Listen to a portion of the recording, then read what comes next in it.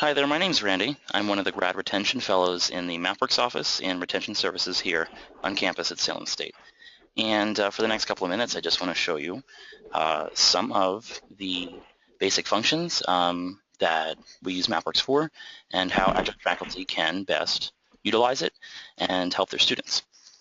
The first thing we're going to want to do is open a browser window. I have Firefox here, and we're going to want to go to the Salem State main page, salemstate.edu. From here, the best way to access Mapworks is from the Logins dropdown. Many of you may be familiar with Canvas. There's the employee email here. In this list, you're going to find Mapworks. You're going to want to click on Mapworks. From this screen, you're going to log in with your email account that you have here on campus, as well as the password associated with that. For today's purposes, due to privacy concerns, not wanting to share student information, we're actually going to be using our training website. Just a moment. Using our training website that will have the same sort of functionality, but does not have student information. So let me go ahead and log in here to this.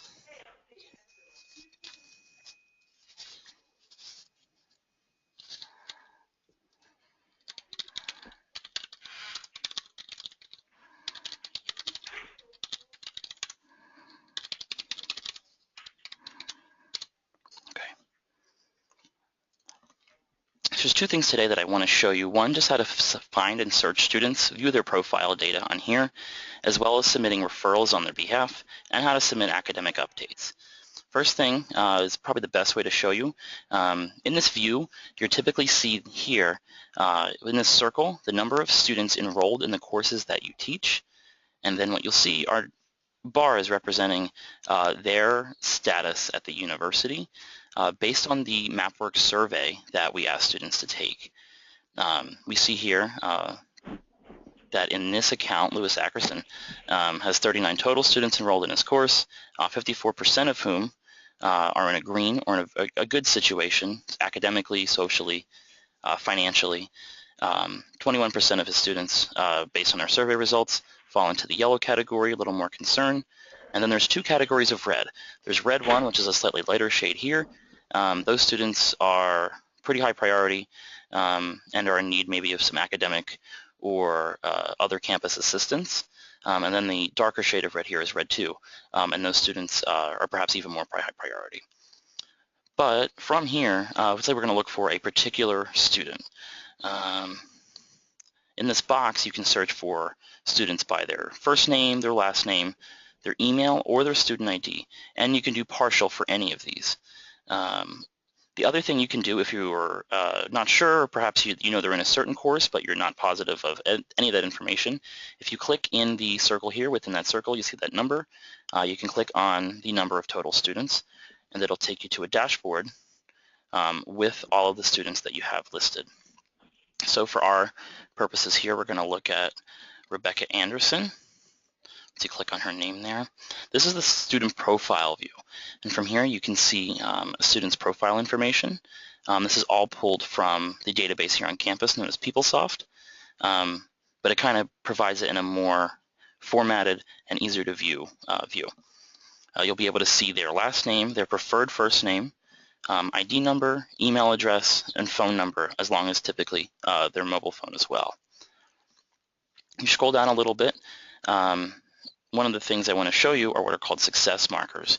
And for students who have taken the survey, not every student does, but many do, we can start to see their results based on their answers of where or how they rate themselves or how they feel they're doing in their time here at Salem State. We obviously have an academic category for academically based questions on the survey, those that are about academic behaviors and activities. There's questions regarding financial means, as well as performance, socioeconomics, and then their status as a particular kind of student. One of the best ways, this is perhaps maybe the best view that as a faculty member you can have in terms of looking at a particular student. What I'll show you first here is how to submit a referral. Now, referrals are typically used to submit concerns that faculty or staff have for a particular student. So let's say Rebecca Anderson is a student in one of your courses, and she's missed a number of classes recently, or perhaps she's getting closer to the number of absences you allow for the course, and any above that starts to result in a letter of grade deduction or something like that. And you want to refer her, or whomever the student may be, refer them to academic services or other types of services available here on campus, whether that be academic advising or student advocacy or any number of offices we have available. So from this view, you're going to want to click on Make a Referral. You'll see on this screen a number of boxes of information we're going to have to fill out. The prime one we're going to start with is reason, and basically this is the rationale for submitting a referral for some additional assistance for this student. In Rebecca's case, it would be class attendance concern, but it could also be for academic performance, registration, perhaps inquiring maybe about further assistance for academic skills, or any number of academic issues or positives. Same goes for personal issues that may be expressed to you, financial issues that may be discussed, as well as a Mapworks issue, but this is not something we typically use. This is for internal purposes in our office. So for Rebecca in this case, as we've said, she's been not attending classes thoroughly as she should, so it's a concern that we have. In this box here on the live site, which you would log into, not the training site which we're currently using, you would only, when you click on the Assign To box here, the only option you would have is actually known as Central Coordinator. In our office here on Salem State, the Central Coordinator is one of two staff members, either the Associate Director for Retention Services, Jesus Montoya, or the Director of Enrollment Management, Sam Onishan. They receive these submitted referrals, and based on the student's profile, who they're assigned with, other faculty members, or maybe other groups that they are involved in, whether they're an athlete or a member of TRIO, they'll be assigned to a particular staff member in one of those offices who can reach out to them with additional services that we can provide for them on campus. The next thing you want to do is add a comment box, or in the comment box says add a comment. For the comments, we really do stress that all faculty and staff do so with a very clinical reporting nature. We are not here to diagnose, but we are here merely to submit factual information that is verified. So if it's, Rebecca has missed 3 consecutive classes and any more absences would result in a reduced grade, something like that. And this could be any number of things. If it's perhaps not as high of a grade as you would want on a test or a paper or an exam or something, you can report that and say, in this instance, due to this, low score, they may be in danger of failing the course, or I'm concerned for them to pass my course. So we want to keep the details to a clinical reporting nature. Underneath here, you'll see details, and there's a number of categories here. First would be the issue discussed with student. This is if you have yourself reached out to the student to discuss this with them. In Rebecca's case, it'd be the attendance concerns. Or if it's another student, this is when you yourself as the faculty member have discussed the issue you're submitting the referral for with them. The box below this is issue may be revealed to student. What this means is not the comment nature of the reason. The comments would not be revealed to the student in a discussion with them, that the referral will be acted upon by the staff member as defined by the central coordinator. What this means is that the reason for the submission, so if that's the class attendance concern, basically the staff member that is assigned this referral would reach out to the student and say, we've had submitted to us a concern about some of your class attendance. How can we help? We do advise faculty to click this in most instances due to the fact that not doing so may make it difficult to further discuss the issue with the student, or to provide them with services with no context for why they're being offered services. If you elect not to click this box, the staff member to whom this referral is assigned may reach out to you for some further details and see if they can continue the conversation with the student. But there are instances where revealing, or excuse me, not checking this box may make it too difficult for the staff member to be able to discuss the referral with the student, and so they may be forced to close it without further action. One of the other boxes here is high priority concern. This is for students for whom referrals for students that are a high priority. One of the things I will make clear here is that this is not a reporting mechanism for emergencies. That is something most departments should brief or have briefed their faculty on. Our advice and we are advised to inform faculty and staff to always call public safety in an emergency. Mapworks is not the platform to report emergency situations. There's two other boxes here. The first being on this right-hand side is student indicated to leave. So you check this box if a student had indicated to you in a conversation or an email or something that they were not planning to return to the university. This helps us track and reach out further to the student with some additional resources based on this checkbox. The other checkbox here you see in the training site is notify student of referral.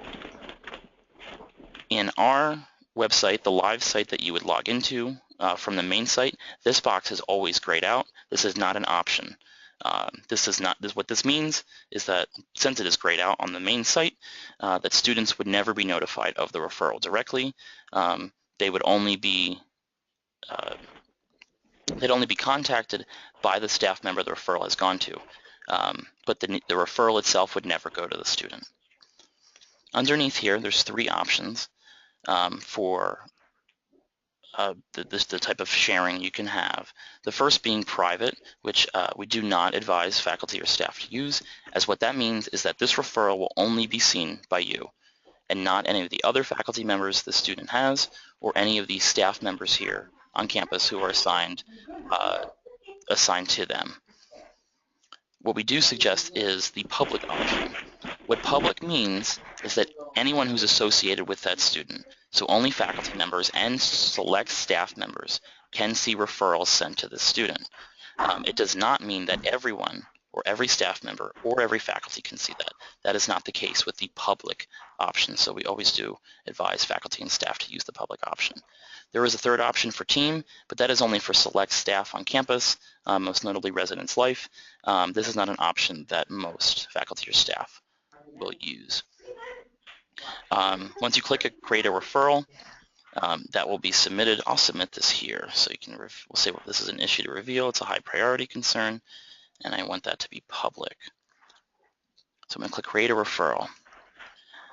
Once you do submit a referral, you will get an email confirming that it was submitted. But in the future, if you want to follow up on what happened to that referral, from the student profile view, so let's, a few weeks from now, I want to see what's happened. I go to Rebecca Anderson's profile by searching for her or using one of the other methods to find students. Go on their profile and click on Activity Stream. You will see, where is that? What we'll see is a list of activities that have been logged or a list of referrals that have been submitted about the student on behalf of the student from either faculty or staff. So here we see a referral submitted that I submitted today, March 9th, regarding the class attendance concern. What you can do here is you can click See All, and you can see the comment made. Now, what would typically happen here in this case, if you click See All, you would see additional entries related to this referral. So you would see that it was sent to the central coordinator. You can see to which staff member the referral was then forwarded to by the central coordinator, and then you can see what action the staff member took. I'm trying to see here for a referral as an example. Okay, I'm not seeing one, but this is a test site, so this won't be 100% thorough. But what you would see is, again, additional entries, whether or not that's emails or in-person contact that other staff members to whom this staff member to whom this referral was submitted, and what they've done with that. So you can see what other actions were taken for this referral. With the time we have left, the other thing I would like to show our adjunct faculty is how to submit an academic update. So when you log back into the Mapworks platform, through tomorrow, we have a limited window for academic updates. We call them mid-semester academic updates. They began on February 27th. They will end tomorrow. And basically what they are is a platform for reporting in-progress grades for students, and specifically for those the faculty feel are in need of further academic assistance or are perhaps in a danger zone in regards to passing the course. When academic updates are available to be input, you'll see this box here on the left, and it'll say academic updates. So we have one here. We can click on it. We'll say click on academic updates. And what you'll want to do is click here on Open Academic Update Request. You'll see here Academic Update Request. So click on that. And what we'll see is an option for, let's go back for a minute. What we'll see here from this screen are the current open requests and the previous requests that are closed. So this might be from previous semesters. To access the students in your courses or course and to submit academic updates for them, you're going to want to click up top here on My Courses.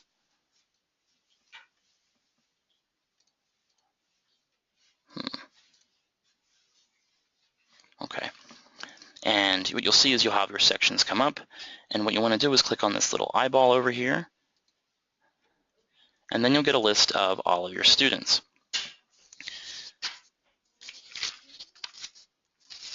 What you'll want to do in this instance is click on,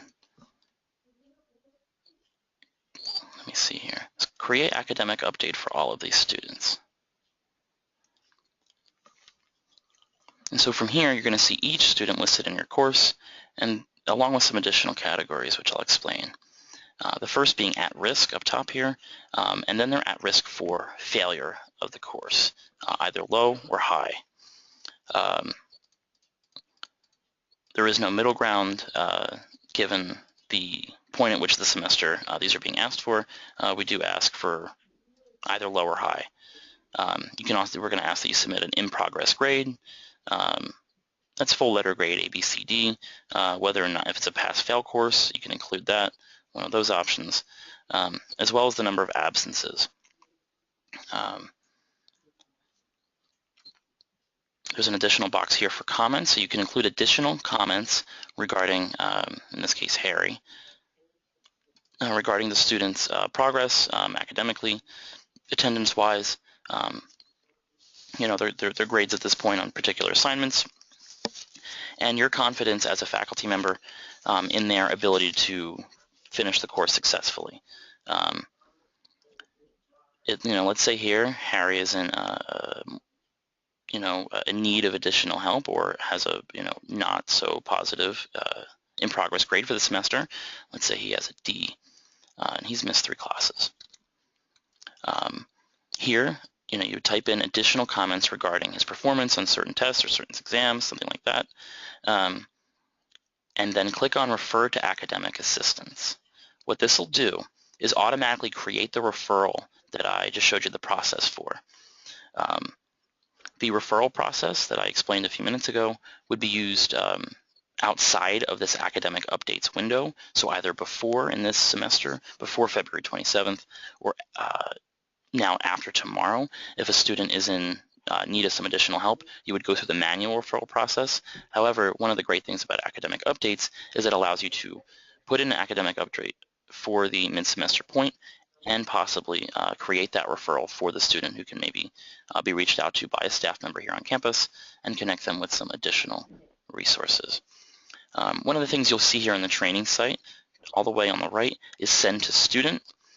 This is not an option that the live site has. Again, just like the referral, this would send the in-progress update to the students themselves, so they would see their grades, their absences, and their risk. But in our live site, this is not an option. Students will not see the academic updates that faculty submit. The only thing that may happen is based on the comments, if there's an attendance concern or academic skills concern. If you click the box here for referring to academic assistance, it creates that referral. A staff member will follow up with them with some additional on-campus resources that could perhaps get them in a better spot to pass the course. Academic updates, many faculty that do this will do it for all of their students. So even for students for whom there is low risk of passing the course and are doing quite well. Some opt to do it only for those students for whom there is a much higher risk of not successfully passing the course. There is a lot more I could show you, but today I just wanted to focus on both the referral process and then the mid-semester academic updates. Mapworks is a very powerful tool. There's a lot to be learned here. There's reports that can be run, seeing aggregated results for students' responses on the surveys, and you could see in your own course how students responded to the survey and see overall perhaps their belief in their academic self-efficacy or their study habits or their maybe out-of-class commitments for those who are working or have families. Those are types of things you can even see through this platform. But for today, I just wanted to keep continuing on, go over the academic update and referral process to kind of get our feet wet in the Mapworks system. My name is Randy again. I'm a grad fellow in the Mapworks office and retention services here on campus. I'd be happy to show you more as you need. If you want to find us, you can go to salemstate.edu. You can go in the search box, search for Mapworks.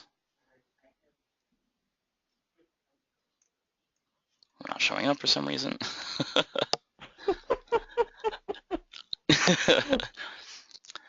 All right. That is great. You can always email us at mapworks@salemstate.edu. I'll check that out. mapworks@salemstate.edu, or call us at extension 2390. We'll be happy to help you walk through one of these processes or talk you further through some of the other options that are available on the Mapworks platform. Thank you. So, Randy, I have a quick question. Yeah, absolutely. Can you hear me? So if I've referred a student for whatever reason, sure. How will I be notified of any sort of resolution? How do I find out then what happens sure. after I refer that student? Sure. So you are not notified the exact action. When you submit the referral, you'll get a confirmation email confirming that it was submitted. And then at the very end of the process, you'll receive an email saying that it was closed. For specific details as to what happened, unfortunately, the test site isn't going to have all of the information we'd like, but we'll go back to the referral that I submitted for Rebecca Anderson here. You can, from their profile, you're going to want to click on Activity Stream. And then here you can see all the contacts. What you'll see is a lot of what are called contacts. We advise, different offices and maybe other grad fellows and in offices like first year experience will log contacts with students, saying, oh, we met down, we met and sat down to discuss, just how things are going this semester, just like a check-in. So you'll see lots of things like that for many students, but you'll also see these referrals. So we see today that I created one, right? Today, March 9th. What you'll do is when you see here underneath the referral, you'll see all. You'll see the details that you entered, the exact comments, but below this there will be additional, like in a thread, almost like in an email thread that you would have in like Outlook or something else. You'll see exactly what happened to the referral. So you'll see referral created by me, and there'll be a next step. It'll say referral assigned to whomever the staff member is by the central coordinator. And then you'll see that a contact was made from that staff member to the student regarding the referral. What happens is usually there is a window of time that the staff member will wait to see if, that is there, to see if a student responds to that referral or that outreach from them. And then the window will be closed. Let's say if a student emails back or calls back to that staff member, that staff member would then continue to log the contact made with that student, if that makes sense. So you can kind of see what Okay. you can kind of see what the story is for this referral, or you can see what continues to go on through the referral process. We also have additional documents online that kind of explain this process in a little greater detail. As it's not the exact same for every student. You know, for many students, if it's an academic issue, those will go to academic advising in many instances. But for example, student athletes, there is staff members in athletics that will reach out to the student. One of the, literature shows us that creating a contact with a particular staff member from an office that they may know is likely to be more successful for engaging in this, with the student in the reason, why they're being referred in the first place. We want to try and, create almost communities where students are able to have that type of contact. We want to, establish a connection there with the student. Right. Great. All right. Great. Thank you. Thank you so much.